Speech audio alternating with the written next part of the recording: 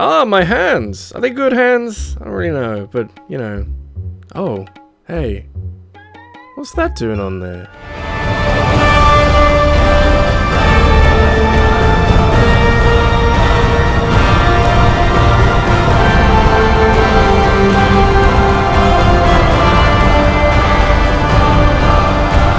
Oh yeah, I'm married now.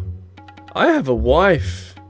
Wow. Anyway, hands and the video games that hurt them. You know that feeling when a game is so good you want to recommend it to everyone you know, but then you remember the controls are absolute garbage? Yeah, that's what we're doing today, because sometimes a great game ends up getting paired up with a control scheme so clunky and awkward that it makes you wonder how they ended up in the first place. In this analogy, the bad controls are me and the flawless video game is my beautiful wife. Not every game needs silky smooth controls, but the really difficult ones? Yeah, I gotta talk about them. I didn't see anyone else doing it while I was away, so I gotta catch up, and you guys have to sit there and take it. First-person shooters are quite hard to fuck up. That hasn't stopped developers from trying and succeeding in the past, but generally speaking, it's not because of the controls that I suppose can be a little imprecise, but to say that FPS controls are pretty much a solved puzzle at this point would be a bit of an understatement. You point, you shoot, you can point more easily with a mouse, but control stick aim with a controller isn't too bad, so long as everyone is doing the same thing in the same lobby, or there's like aim assist or whatever. It's not rocket science, it's like, what's an easy science? The baking soda volcano, the Coke and Mentos? Yeah, okay, so first-person shooter controls are the Coke and Mentos of game development. You know what to expect, and you know what happens, just, you know, clean up afterwards. However, games have only got to this point because they're standing on the shoulders of giants, and they don't get much more gigantic than 1997's GoldenEye 007 for the N64. Just kidding, it's really good, and I love it, but it actively hurts my soul to play it these days. I had to include an N64 game on here somewhere because that controller was designed by crazy little goblins who hate me, and that kind of vibes really nicely with the kind of video I'm making here. The thing with GoldenEye is that it walked so many modern FPSs could run, but it did so while wearing a blindfold and tripping over its own shoelaces. You've got one stick for movement, the C buttons, yes I did say buttons, for looking around, and a trigger on the bottom of the controller that you're somehow meant to pull without developing carpal tunnel syndrome. There are other control schemes available, but they're all different shades of terrible, like choosing which medieval form of torture would be a fun way to break your fingers. At the time, this was revolutionary, and honestly, everyone just kinda got on with it and put up with it. The truth is, we didn't have a lot of dual analog setups to compare it to yet, but nowadays, going back to GoldenEye is like putting your modern smartphone down to pick up one of those rotary dial phones. You can technically get the same job done, but it's a lot more awkward and you feel stupid doing so. I have mad respect for GoldenEye and everything that Rare did with it, but it is a tough game to play these days. The fan-made Source remake with mouse controls shows just how much of this game still works really well, but just not this weird controller. It looks like someone melted 3 controllers together in a microwave and called it a day. I haven't made one of these for a while, and in the past, like, 3 months where I've been chilling and enjoying my life, I haven't had the inconvenience of putting my opinion out onto the internet and having an entire comment section tell me how wrong I am. But peace is boring, and I yearn for the chaos sometimes. Let's put out into the world the name Skyward Sword and see what people think about that. Does it have terrible controls? Is it even a great game? Both of those are debatable, since I have played this game before and had long stretches where the controls are actually working really well and feel well integrated into the overall experience, and there's also been times where other stuff that has nothing to do with controls has gotten in my way and soured my time with Skyward Sword. So, with the greatest respect, what the fuck do I do with it? I never like to speak too objectively, since at least some people watch these videos for my opinion, but given the discourse surrounding Skyward Sword's controls, and the debate that has spanned a good 14 years and even a remaster for the Switch, I'd say the controls weren't an out-and-out complete success. Nintendo made Wii Motion Plus that refined the Wii's motion controls from a shaky stick to more directional shaky stick, and to prove that it was worth picking up, they wanted to use this new control concept in a mainline Zelda game. It became the entire framework of this Zelda game and was baked into a good 80% of all the things you do in this game, which I suppose is at least consistent? The issue is that if your controls aren't properly calibrated or are playing up for whatever reason, Skyward Sword is borderline unplayable, with the controls often getting in the way more than helping make this more immersive or whatever it's going for. In other Zelda games, the controls merely serve the rest of the game and are as hidden in the background as they can be. Safe to say you don't really get that here. What is he even doing? The fun caveat here is that Switch remaster, which gives you the option of motion controls, but also buttons, which is actually the right control stick taking charge of directional sword strikes. Which is what Metal Gear Rising did, which I always thought was way better, but hey, we got there in the end. It only took like another decade.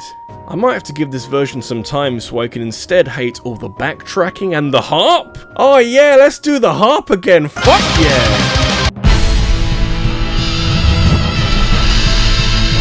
Do you reckon controls can be so bad that they dissuade developers from making a potential sequel? Like they worked so hard on a game and created something that's bursting with personality, amazing visuals for the hardware, fun mechanics, hilarious writing, and then when they look back on their incredible work from afar, they suddenly realise, oh yeah, the player's wrists are going to explode in about 20 minutes. That is Kid Icarus Uprising and its legacy. This is undoubtedly one of the best Nintendo 3DS games they ever made, but shockingly, it's also one of the most unplayable since the control scheme fights you every step of the way, as if Nintendo were going out of their way to devise something more damaging than the control stick spinning minigames in Mario Party 1. That's not a flattering comparison. To play Kid Icarus Uprising, you needed one hand on the circle pad to move Pit around, another hand gripping a stylus to aim and attack, and also you needed to somehow press the shoulder buttons to shoot, all while balancing a handheld controller that isn't exactly the lightest chunk of plastic on the market. It was such a physical ordeal that Nintendo quite literally shipped the game with a stand to park your 3DS on. What are we doing? Stop yourselves now! You shouldn't need specialized equipment to play a fairly standard video game, but Kid Icarus was all like, oh, you thought you had two hands? Well, now you've got claws. My hand is messed up. The extra tragic part is that behind all of this ergonomic bullshit is such a solid video game. Nintendo have basically never written dialogue this good again, and you can search up cutscenes on YouTube that don't require you to grasp your keyboard like a lost child. The set pieces are wonderfully put together, shifting flawlessly from on-rails aerial shooting to fast-paced ground combat, and it surprises often enough to never get boring. Uprising should have been a huge revival for this franchise, and yet it's this one-off curiosity that ends up being forgotten since no one wanted the hand cramps. How this game hasn't been ported to the Switch or Switch 2 I will never know, but with two control sticks, Uprising would instantly be one of the best action games on the system. I hold out hope, but at some point Nintendo are probably going to forget about this game. If the port or remake never comes, Kid Icarus Uprising will remain in that sad corner of Nintendo history with the Virtual Boy as products that caused physical pain after a while. It's the only game where the DLC is a trip to the physiotherapist. I want to stray away from ports as much as possible in this video because they do kind of diminish my argument a tad. I'm here to talk about really good games that kind of shat the bed when it came to controls, not that one Game of the Year contender that, for some reason, got released on a fucking cash register and now controls badly. I don't know why. However, I do have my limits, and I want to put it on the record that my first experience of Dark Souls, and indeed the first time I beat it, was on the PC. I'll give everyone listening a second to recover from the shudder that rocks your very existence right now, because if you are unaware of what measures From Software put in place to move their famously challenging game onto computers, they will get around to it one day. I hope they do. Any day now, oh yeah. Nah, seriously though, this game fucked me up. I'm not sure I've ever been the same since finishing this game. Dark Souls 1, in many ways, is like the most perfect summation of what these games are. Very challenging, ruthless quite a lot of the time, and with buckets of lore and world building to dive into when you get bored of dying and want to search all this stuff out on YouTube. However, when From Software decided to move this game onto PC, they kinda didn't do anything to make that transition. It works quite well if you can plug a controller in and effectively play Dark Souls 1 as it was always intended, but if you're hamstrung with a mouse and keyboard and there are no other options for you, I am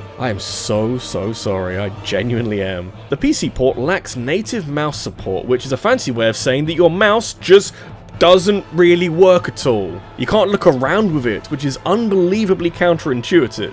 Your keyboard controls, a reminder, the only thing you've got now, are all sorts of messed up, and you kinda have to play around to remember what does what, because all the on-screen prompts use Xbox buttons. You have to Google what keyboard key does what equivalent Xbox button, and I'm sorry, but that's an absolutely insane thing to do just to be able to control any game, let alone one of the hardest games ever made. The good news is that if you have the patience to play this port as intended and not download any one of the fan-made fixes that gives Dark Souls 1 a bit of a fighting chance on PC, you will have developed and ironclad reinforced the kind of mental fortitude that is frankly overqualified for playing any other From Software game. Millennia isn't doing shit to you when you've smacked Manus across the chops with a keyboard. I have ascended.